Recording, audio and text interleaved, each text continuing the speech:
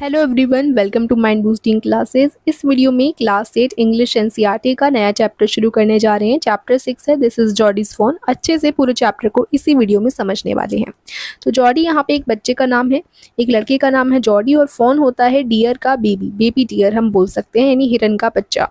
तो आइए शुरुआत करते हैं चैप्टर की। बिफोर यू रीड में सबसे पहले देखेंगे क्या है।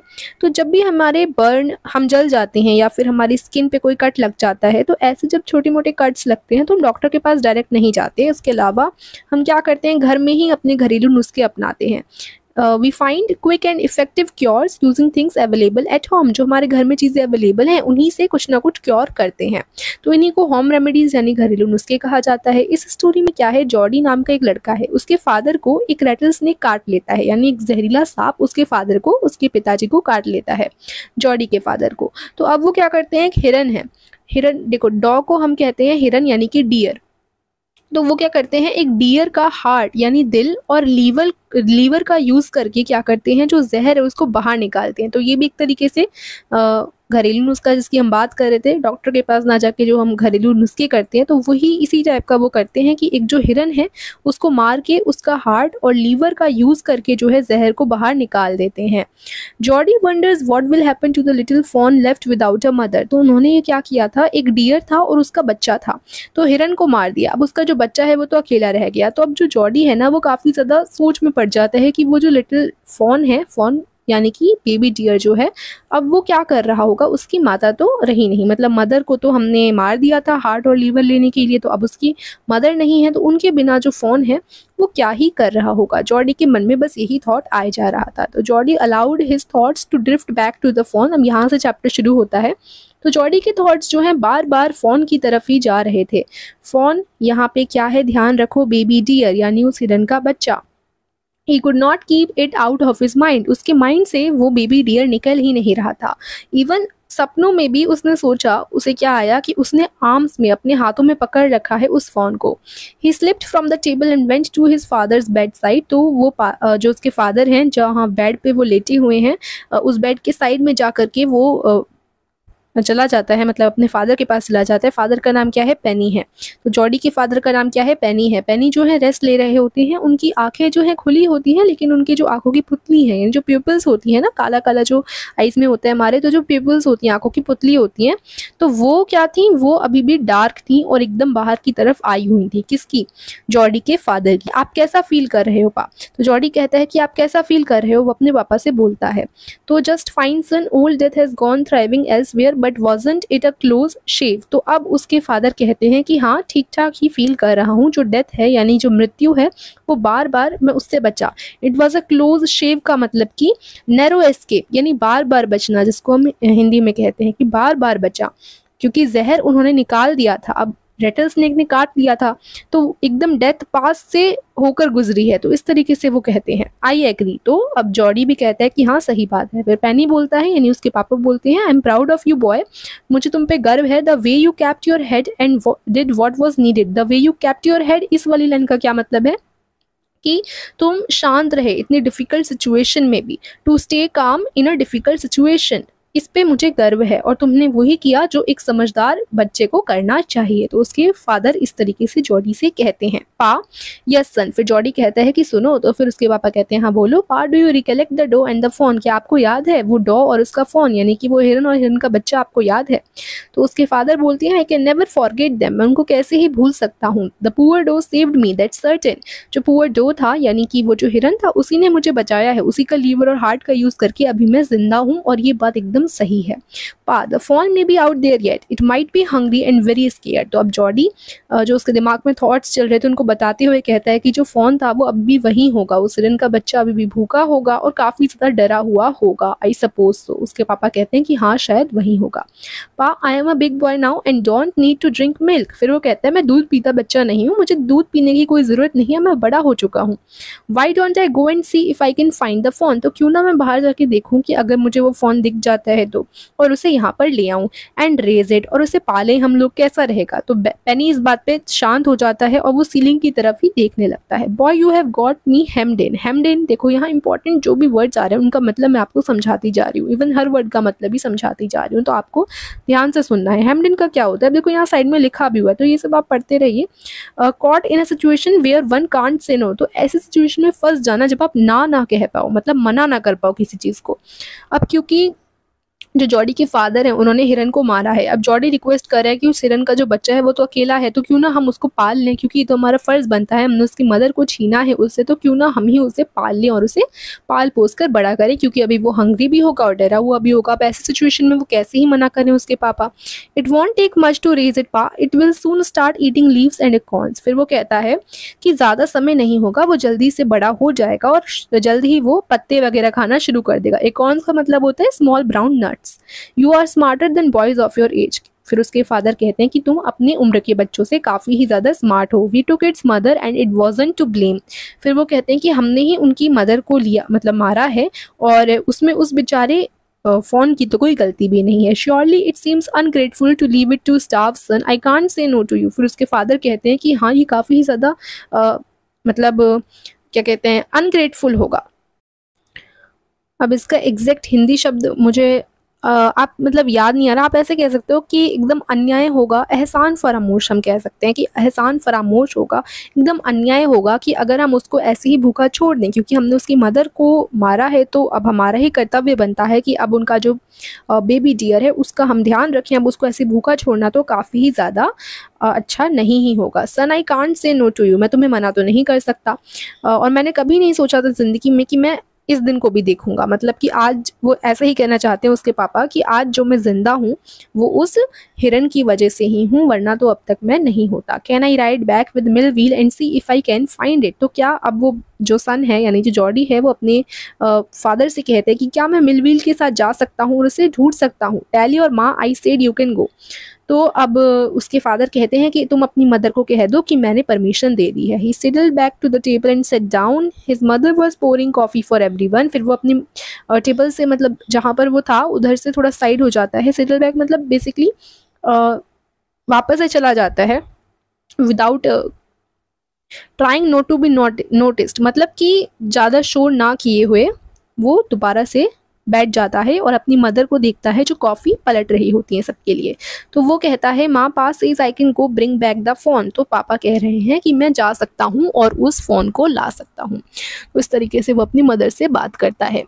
She held the coffee pot in mid air. तो अब वो कॉफ़ी पॉट को हवा में ही रहने देती है, मतलब वो पलट रही थी ना, कॉफ़ी दे रही थी सबको, तो वो कॉफ़ी पॉट को पलट ही रही होती हैं कि जैसे ही वो सुनती हैं इस बात को तो वो बोलती हैं व्हाट फ़ोन, यानी कि कौन सा फ़ोन, किस फ़ोन की बात कर रहे हो। तो fawn belonging to the doe we killed. फिर उसका जो बेटा है यानी कि उन मदर का बेटा जॉडी बेसिकली वो कहता है कि जिस डो को हमने मारा था उसी के बेटे की, उसी के बच्चे की बात कर रहा हूँ। We use the doe's liver to draw out the poison and save Pa. हमने उस डो का लीवर का यूज़ किया था और जो पॉइजन था, जो जहर था वो निकाला था जिससे पापा बच पाए। She gasped well for pity's सेक।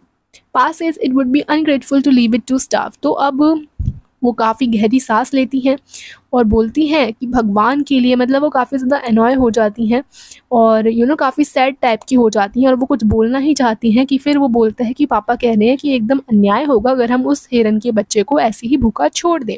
फिर साइड में ही डॉक्टर विल्सन बैठे होते हैं, वो कहते हैं कि काफ़ी सही बात कह रहा है ये लड़का, nothing in the world comes quite free. दुनिया में कोई भी चीज़ मुफ्त की नहीं आती, ये लड़का सही कह रहा है और उसके पापा भी सही कह रहे हैं। मिलविल, देखो ये रहा मिलविल जिसके पीछे बैठ के जा रहा है ना जॉडी, ये मिलविल है। तो मिलविल कहता है कि ये मेरे साथ बैठ के जा सकता है और मैं ही इसकी मदद कर दूंगा उस फ़ोन को ढूंढने में। अब वो क्या करती हैं उसकी mother she set down the pot helplessly. उन्होंने उस पॉट को, कॉफ़ी पॉट को रखा। Well if you will give it your milk we have got nothing else to feed it. देखो तुम्हें अपना दूध ही उसको देना पड़ेगा उस फ़ोन को। तो इस तरीके से वो जॉडी को कहती हैं क्योंकि हमारे पास और कुछ नहीं है उस फ़ोन को खिलाने के लिए। मिलविल कहता है कि आ जाओ, we have got to get riding. तो चलो अब हम उसे ढूंढने चलते हैं। Ma Baxter asked anxiously you will not be gone long. तो अब जो मदर है वो बोलती हैं कि तुम्हें ज़्यादा वक्त तो नहीं लगेगा। तो जॉडी कहता है कि मैं डिनर से पहले आ जाऊँगा। Millville mounted his horse and pulled Jordi up behind him. तो मिलविल अपना घोड़ा निकालता है और जॉडी को अपने पीछे बिठा लेता है, जैसे आप इस पिक्चर में देख सकते हैं। फिर वो मिलविल से कहता है कि तुम्हें क्या लगता है फोन अभी भी वहीं होगा, will you help me to find him, क्या तुम मेरी मदद करोगे उसे ढूंढने में। We'll find him if he is alive, हम उसे ढूंढ लेंगे अगर वो जिंदा होगा। ही का यूज किया गया है। How do you know it's a he, मतलब तुम कैसे जानते हो कि वो ही है, कि वो एक मेल है। The spots were all in a line, फिर वो बताता है कि जो स्पॉट्स थे ना वो लाइन में थे। On a doe fawn Pa says the spots are every which way. तो वो बताता है कि पा कहते हैं, उसके फादर कहते हैं कि जो स्पॉट्स है ना डो फॉन में, कि देखो जो स्पॉट्स थे वो पूरे लाइन में थे। तो जो एक डॉ होता है यानी हिरन का जो बच्चा होता है, उसके जो स्पॉट्स होते हैं ना वो अलग अलग डायरेक्शन में होते हैं अगर वो शी है तो।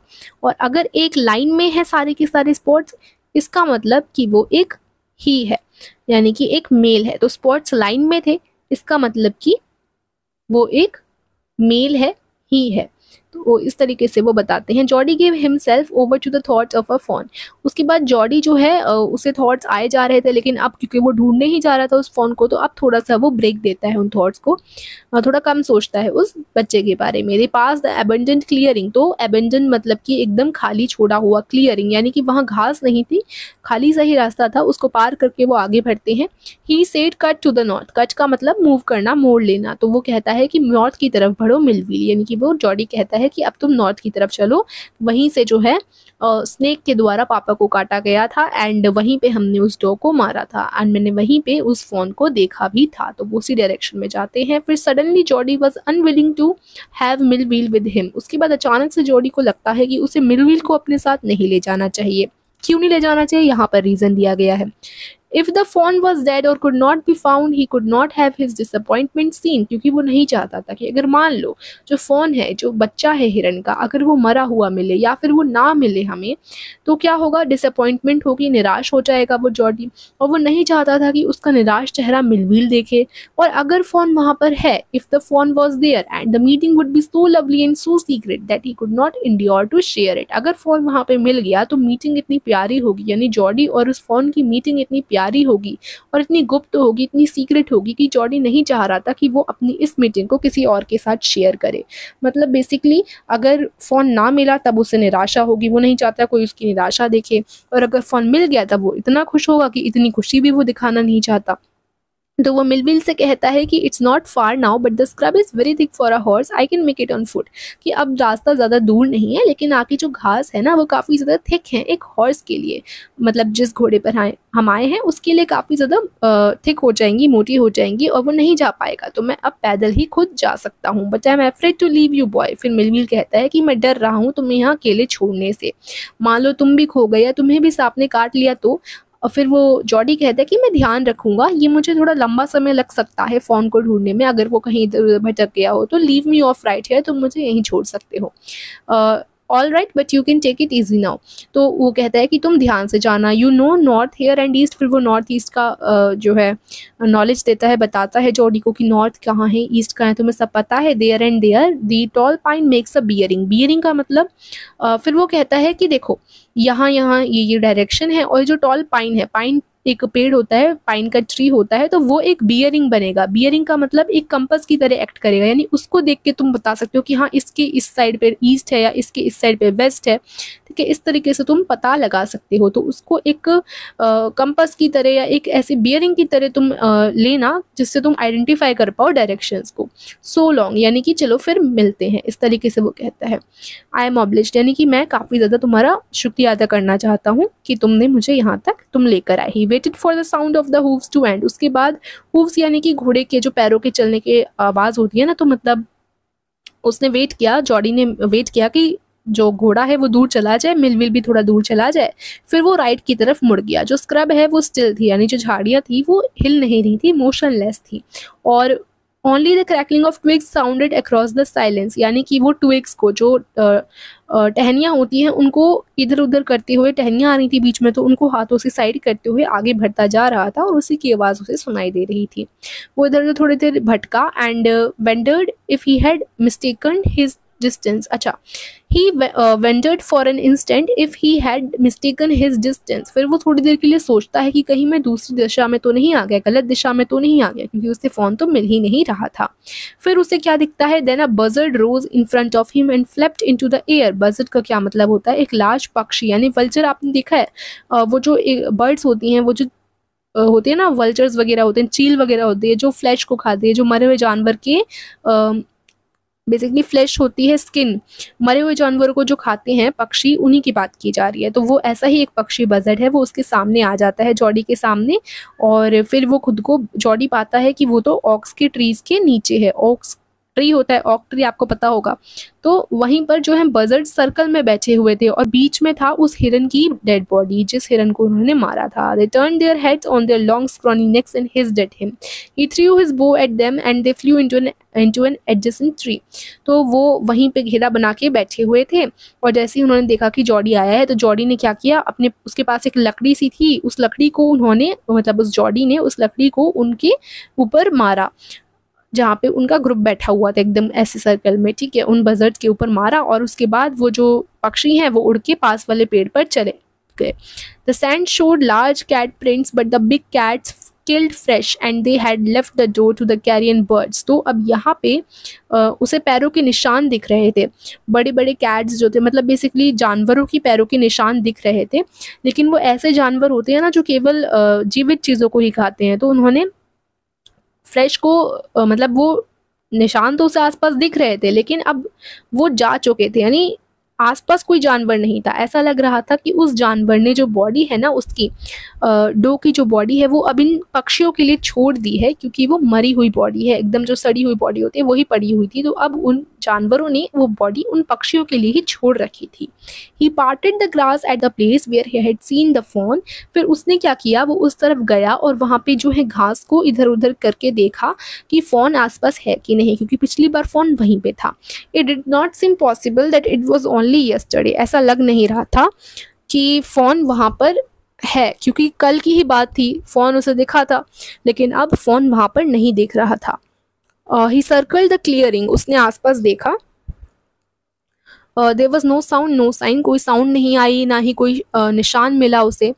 फिर देखो क्या है, the buzzards clacked their wings impatient to return to their business. तो अब जो बजर्ड्स थे, यानी जो पक्षी थे, वो दोबारा से अपने पंखों को ऐसे फड़फड़ाने लग गए, थोड़ा आवाज़ करने लग गए, क्योंकि उन्हें वापस उस डो के पास जाना था जहाँ से उसको हटा दिया गया था, उन पक्षियों को हटा दिया गया था जोड़ी द्वारा. वो वापस वहीं आना चाह रहे थे.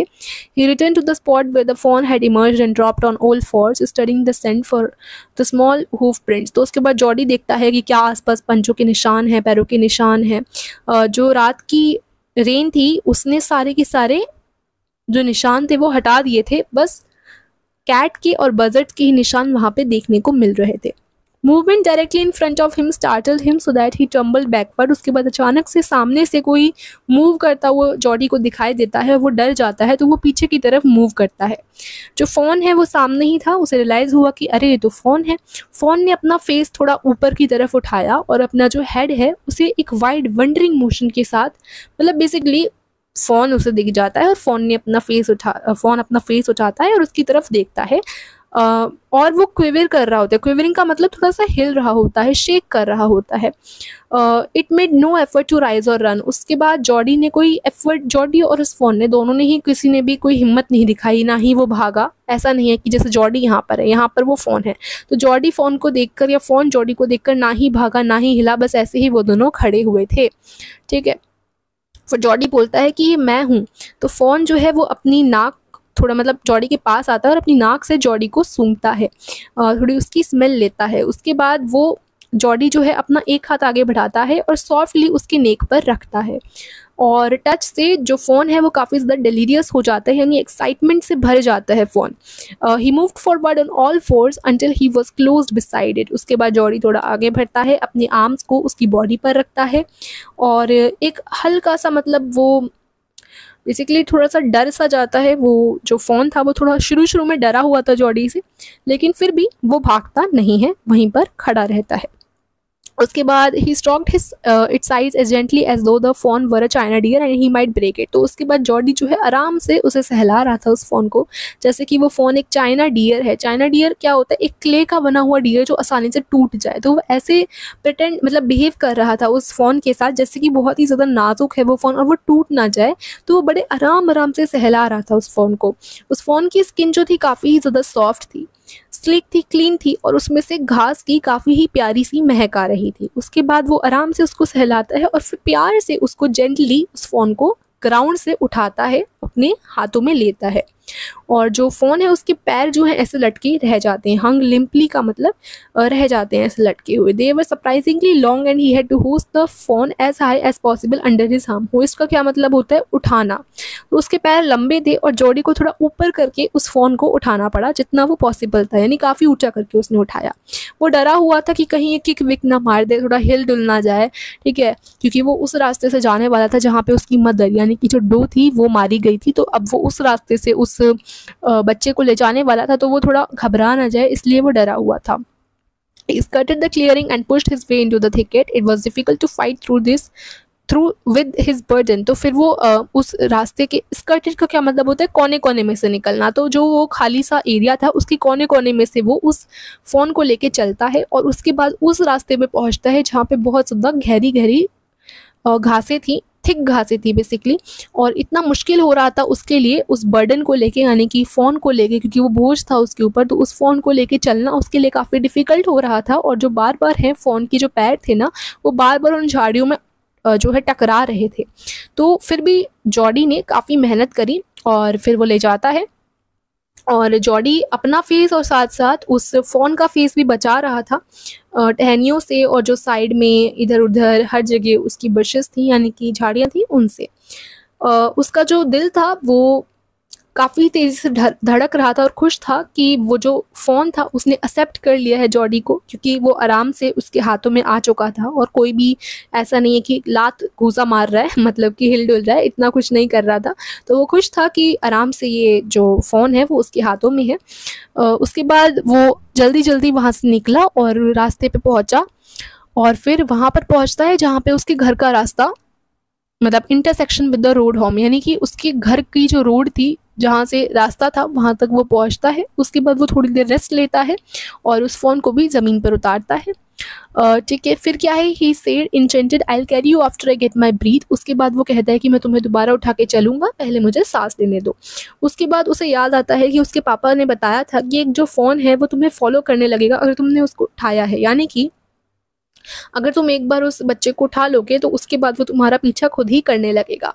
तो उसके बाद वो धीरे धीरे आगे बढ़ा। उसने अभी फ़ोन को उठाया नहीं लेकिन फ़ोन उसके पीछे पीछे नहीं आया, वो पहले उसे घूरने लगा। तो फिर वापस से जॉडी उस फ़ोन के पास आता है एंड उसको सहलाता है और उसके बाद दोबारा चलना शुरू करता है। फिर जो फ़ोन है वो धीरे धीरे एक दो कदम चलता है उसके पीछे पीछे, लेकिन उसके बाद बड़ी ही असहायता के साथ रोने लगता है, गंदी तरीके से रोने लगता है।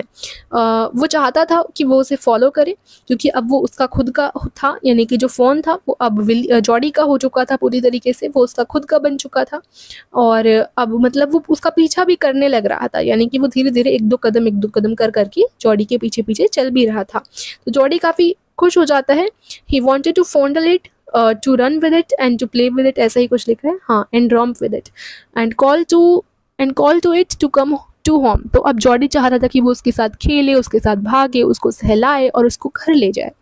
और वो इतना ही ज़्यादा खुश था कि इवन वो उसको डराने की भी हिम्मत नहीं कर सकता था, यानी वो फ़ोन को डराना नहीं चाहता था। तो उसने दोबारा से उस फ़ोन को उठा लिया और उसके बाद वो आगे चलने लगा, लेकिन इस बार वो विदाउट एनी एफर्ट चल रहा था। ऐसा सा लग रहा था कि उसके पास कोई बोझ या भार नहीं है और वो आराम से उस फ़ोन को लेके चल पा रहा था।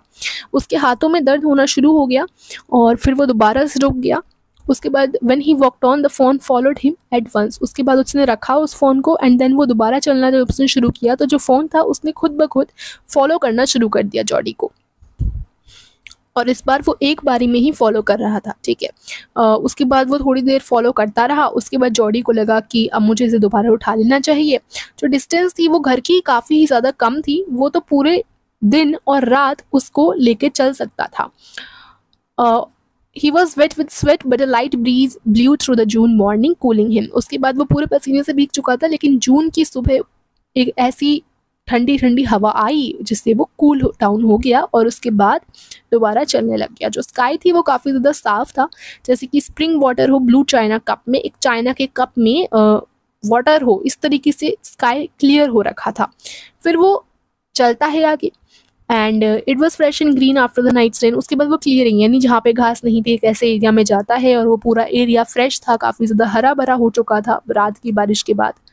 उसके बाद वो अपने घर तक पहुँच जाता है और जो टेक्निक होती है ना घर की, बेसिकली जो घर का डोर होता है उसको खोलने की वो कोशिश करता है, लेकिन वो खोल नहीं पाता क्योंकि उसके हाथ में फ़ोन होता है। उसके बाद फ़ोन को वो नीचे रखता है एंड फिर क्या होता है, he would walk into the house. फिर वो पेनी के बेडरूम में जाता है, अपने पापा के बेडरूम में जाता है और फ़ोन जो है उसके पीछे पीछे चलता है। उसने सोचा कि ऐसा होगा, मतलब अभी वो चलता नहीं, लेकिन उसके पास एक आइडिया था कि चलो मैं इस फ़ोन को नीचे रख लेता हूँ, फिर मैं अपने घर के अंदर जाऊँगा तो ये भी पीछा करते करते आ जाएगा मेरे साथ। लेकिन इस बार जो फ़ोन है वो थोड़ा क्या कहते हैं अनविलिंग, यानी वो नहीं चाह रहा था पीछा करना और वो वहीं पे उसने मना कर दिया चढ़ने से, यानी वो नहीं चढ़ा, घर के अंदर सीढ़ियों पर नहीं चढ़ा। He picked it up and went to his father. फिर जॉडी ने उसको उठाया और उसके बाद वो अपने फादर के पास लेके जाता है। पेनी अपने आंखों को बंद करके पड़ा हुआ था। जॉडी कहता है कि पापा देखो। फिर पेनी जो है अपना सर घुमाता है और देखता है जॉडी उसके बगल में खड़ा हुआ था और जो फ़ोन था वो एकदम ही चिपक के क्लच्ड हार्ड, मतलब एकदम चिपक के जॉडी के हाथ में था, एकदम उससे चिपका हुआ था। पेनी को लगा कि जो उस लड़के की आँख है, जॉडी की आँख, वो उतनी ही ब्राइट है जितनी उस फ़ोन की आँख है। उसके बाद जॉडी कहता है कि मुझे खुशी है कि तुमने इसको ढूंढ लिया। जॉडी किचन में जाता है, फ़ोन जो है उसके पीछे पीछे चलने लगता है। सुबह का दूध होता है किचन में, वो सेफ रखा होता है और उस पर क्रीम भी आ रखी होती है। तो जो जॉडी है वो उस क्रीम को एक जग में अलग से निकालता है और जो दूध है उसको एक स्मॉल गार्ड में रख देता है। यहाँ पे गार्ड एक तरीके से कंटेनर की तरह यूज़ किया गया, आप इसको कंटेनर समझ सकते हो। बेसिकली एक फ्रूट होता है, उसकी हार्ड कवरिंग को हम गार्ड कहते हैं, जिसके अंदर हम कुछ भी रख देते हैं, वो गार्ड की वो एक कंटेनर की तरह यूज़ होता है। तो वो दूध निकाल के देता है फ़ोन को। He held it out to the fawn को देता है और फ़ोन उसे एकदम जल्दी से पहले स्मेल करता है मिल्क को, ठीक है।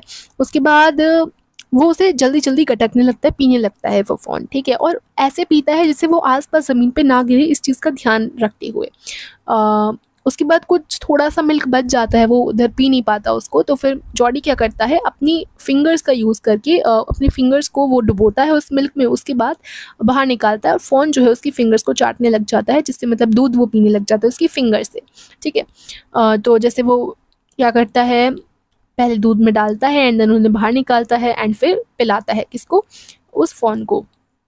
वो अपने फिंगर को डिप करता है अगेन और जैसे ही फ़ोन सक करता है, he lowered them slowly into the milk. वो दोबारा से मिल्क में अपने फिंगर्स डाल देता है। द फ़ोन ब्लू एंड सक नेक्स्ट नोटेड। तो वो एकदम आवाज़ करते करते जो फ़ोन है वो सारा का सारा दूध पी लेता है और अपने छोटे छोटे पैर को एकदम ज़मीन पे ऐसे मारने लग जाता है एक्साइटमेंट के साथ, ठीक है। उसके बाद फ़ोन जो है जब पूरा भर जाता है, मतलब फ़ोन का पेट बेसिकली हम कह सकते हैं, जब फ़ोन को संतुष्टि हो जाती है पूरी तरीके से, वो पूरा दूध पी लेता है, वो खुश हो जाता है। उसके बाद जो है वो अपनी आंखें बंद कर लेता है और जॉडी जो है वो फील करता है कि कैसे जो हिरन है, वो हिरन का बच्चा यानी कि जो फ़ोन है वो कैसे पी रहा है उसके हाथ से उस जो मिल्क है उसको, कैसे वो पी रहा है। तो मतलब उसके टंग का एहसास अपने हाथ पे वो लेता है और उसके बाद वो काफ़ी ज़्यादा खुश हो जाता है। Its small tail flick back and forth. तो उसकी जो छोटी सी पूंछ थी उस फ़ोन की वो आगे पीछे होती रहती है, तो वो खुश रहते हैं, दोनों ही खुश हो जाते हैं,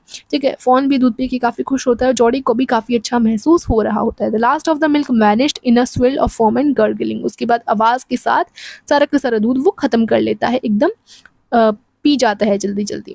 तो बस यहीं पे कहानी ख़त्म होती है। इसमें हमने देखा कि कैसे जो जॉडी था वो उस फ़ोन को घर ले आया और उसको कैसे उसने मतलब दूध वगैरह पिलाया एंड फ़ोन ने भी अच्छी तरीके से एक्सेप्ट कर लिया था जॉडी को एंड अब वो बिल्कुल नहीं डर रहा था और एकदम अपना मान चुका था। तो इसके राइटर मार्जोरी किनन रॉलिंग्स है, काइनन रॉलिंग्स। उसके बाद यहीं पे ख़त्म होती है पूरी कहानी। इसकी क्वेश्चन आंसर्स की वीडियो की लिंक डिस्क्रिप्शन में आपको मिल जाएगी। आई होप आपको वीडियो पसंद आई हो तो वीडियो को लाइक करें, चैनल को सब्सक्राइब करें। Thank you so much for watching.